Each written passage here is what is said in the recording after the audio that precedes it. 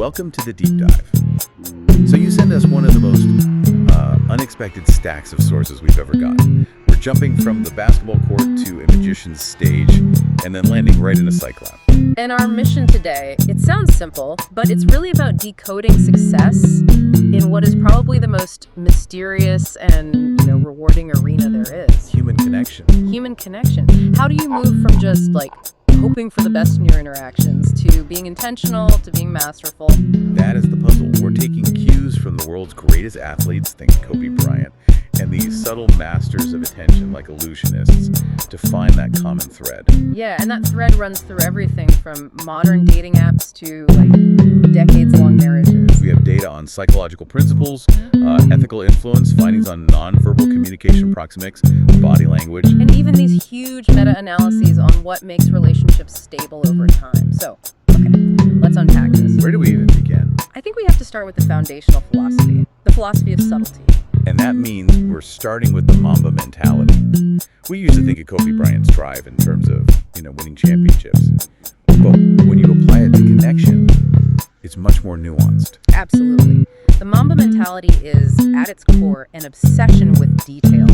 It's relentless self-improvement. It's basically professionalizing your own personal growth. And in a relationship, that means what? It means this intellectual commitment to focusing on the small things, understanding a partner's specific needs, their likes, and maybe even more important, their unspoken fears. So you're treating the relationship not as some casual thing, but as a discipline, something that requires daily practice. Right, but the sources point out that you can only really do that if you've dealt with the fear of failure first. That's the key. It's the essential release. Kobe famously said, I have failed before and I woke up the next morning and I'm okay. When you take that on, that a misstep in a conversation isn't doom, it's just data. You remove that paralyzing fear. It allows you to experiment. Exactly. And this focus on detail, it even shows up in Mamba mentality coaching. It's all about empathy. It emphasizes that how you communicate is just as important as what you're saying. You're treating people as whole people, not just, pieces on a chessboard. Precisely. And if we want to find the most efficient form of action, we go from the court to the dojo. Specifically, Bruce Lee's concept of Jeet Kune Do. This is where we get the principle of non-telegraphic movement. In martial arts, it means no tells. No preparatory flinch, no big wind-up before a strike. Your actions are just direct, efficient.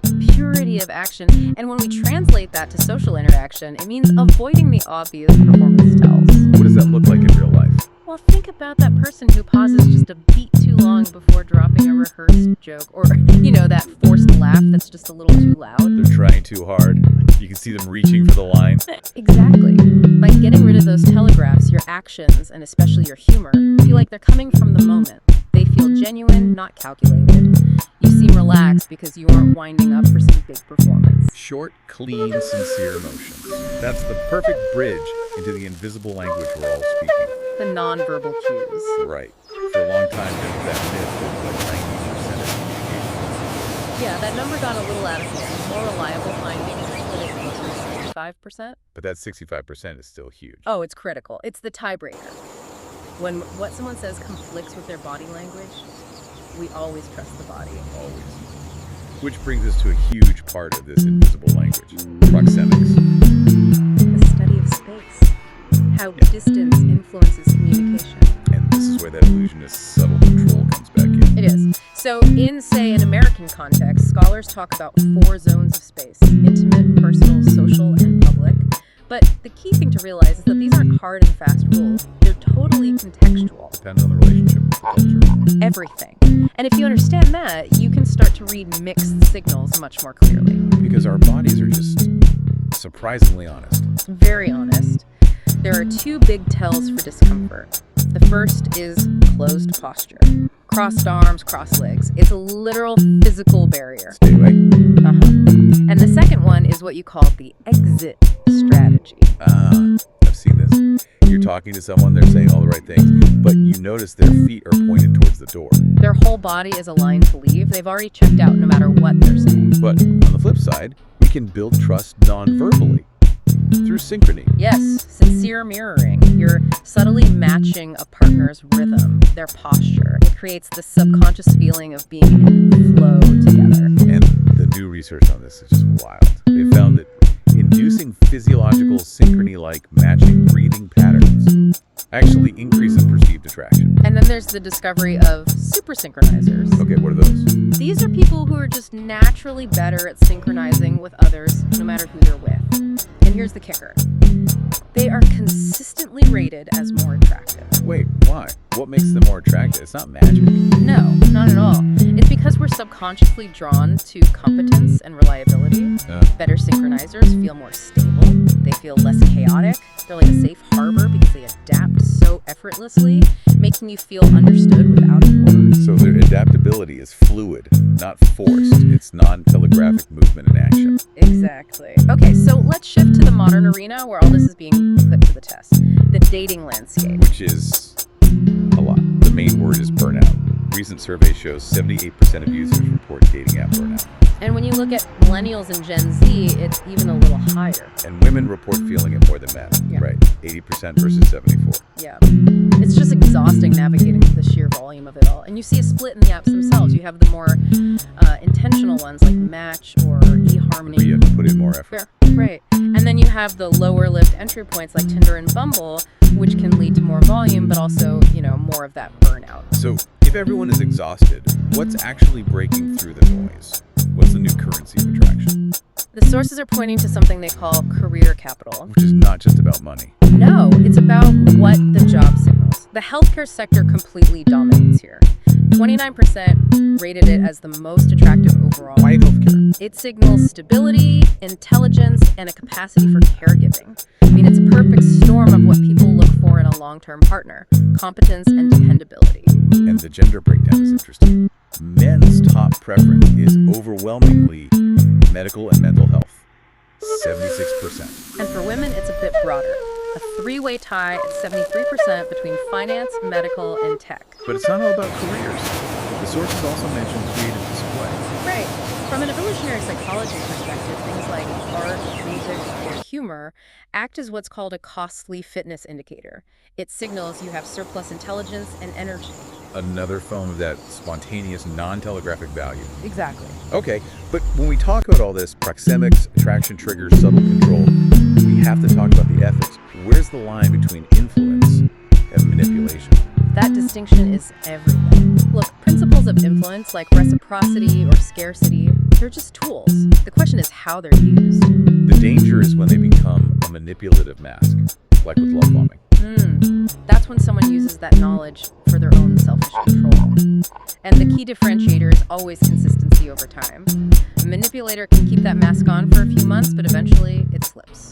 So how do you spot it early? The sources gave a really simple tool for this, the no test. The no test, it's brilliant. It's about their reaction when their freedom to influence you is threatened. So if you say no to a favor, or you set a boundary, a genuinely kind person accepts it. Their demeanor towards you doesn't fundamentally change. Their kindness was never conditional. But a manipulator, they get cold, they might guilt trip you or remind you of all the nice things they've done for you. They can't handle the rejection because it was never about the favor, it was about control. Okay, but let's be real.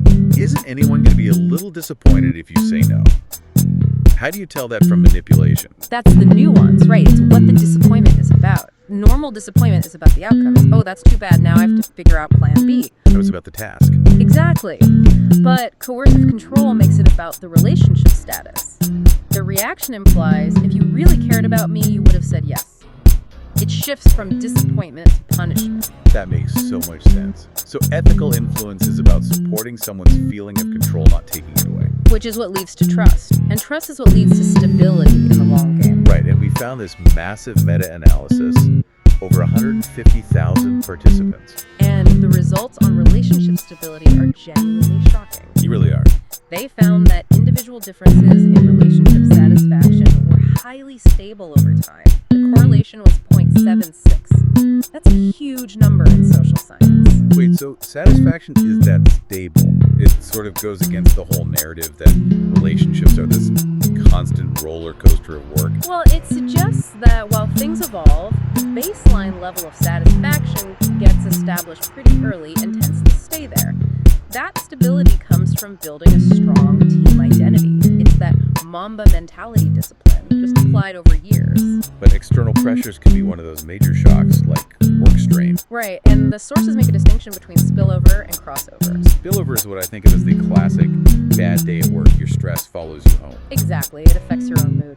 But crossover is when the strain you experience is transmitted to your partner and it starts to drag down their satisfaction. And there are studies on this. Oh yeah.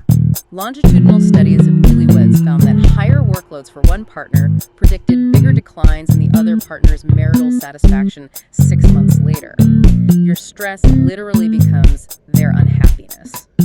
Wow. And managing that means navigating all the little personality differences. One person is spontaneous, the other needs a plan. One person loves a deep, hard conversation. And the other finds it totally draining. The key insight we found here from relationship coaches is that meeting your partner's needs doesn't have to mean sacrifice. They actually warn against using that word. They do, because it implies rebuilding resentment. Instead, it's about understanding each other, maybe using tools like personality assessments, and adjusting your roles for the good of the team. And the final cornerstone for all of this stability is a skill we've touched on but need to name: active listening. It sounds so simple, eye contact, nodding, but it's about deep engagement, responding with verbal and nonverbal cues that show you genuinely care. It's the difference between waiting for your turn to talk and actually trying to understand. Creating a safe space for vulnerability.